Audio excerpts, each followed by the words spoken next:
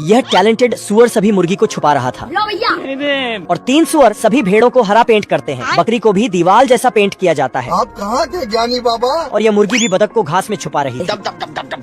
इसी तरह सभी जानवर कहीं न कहीं छुप जाते हैं क्योंकि कुछ इंसान इनको मारने आ रहे थे। ये इंसान जब यहाँ आते हैं तो इन्हें एक भी जानवर नहीं दिखाई देता, लेकिन जैसे ही सुअर थाली बजाता है तो सभी जानवर एक तरफ से इन पर हमला कर देते हैं और यह जानवर पूरी ताकत से इंसानों पर टूट पड़ते हैं। इंसान जानवरों को मार मार कर नानी याद दिला रहे थे।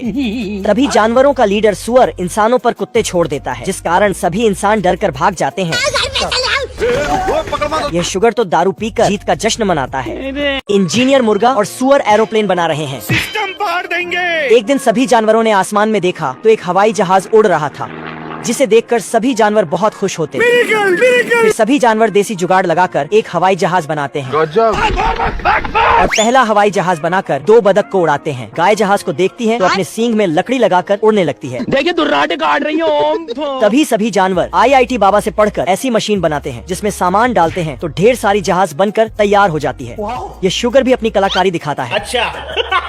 जहाज बनने के बाद यह सभी जानवर आसमान की सैर पर निकलते हैं, लेकिन प्यारेलाल को जानवरों की तरक्की देखी नहीं जाती। तो जानवरों को भगाकर हवाई जहाज पर लात मारता है, लेकिन इसका पैर जहाज में फंस जाता है।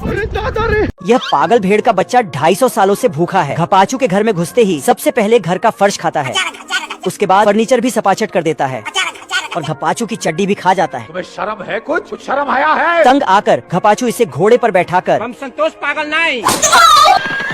लेकिन घोड़ा वापस आता है तो इसका चमत्कार हो चुका था। रुक, तेरे को बताते तेरी माँ की। घोड़ा भी गुस्से में भेड़ को घपाचू के ऊपर बैठाता है और जब यह वापस आता है तो रात को घपाचू आराम से सोता है, लेकिन जब इसकी नींद खुलती है नहीं सारुण के यहाँ कुछ तो गड़बड़ है। तो यह भूखी भेड़ इसका घर भी खा चुकी थी। ये सब देखकर घपाचू को एक आइडिया आता है। घर में जाकर सीधा एक रॉकेट उठा लाता है और उस पर भेड़ को बांधकर। जादूगर है। लेकिन यह भेड़ चांद पर पहुंचकर चांद को भी खा जाती है। ये बिक गई है गवर्नमेंट। यह मुर्गा झाड़ी में गोरी टांगे देखता है। बाबू आपने खाना खाया? अगले दिन यह इल्ली छेद से बाहर घूमने निकलता है, तभी मुर्गा आ जाता है,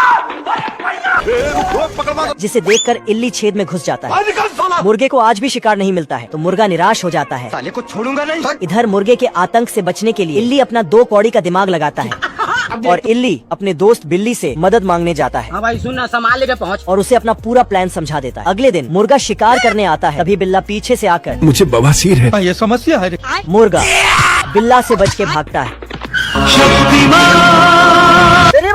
इधर इल्ली को लगता है कि मुर्गा का काम तमाम हो चुका है। हम संतोष पागल नहीं। लेकिन मुर्गे को देखते ही भिख मंगिया। इल्ली की फट के 12 हो जाती है।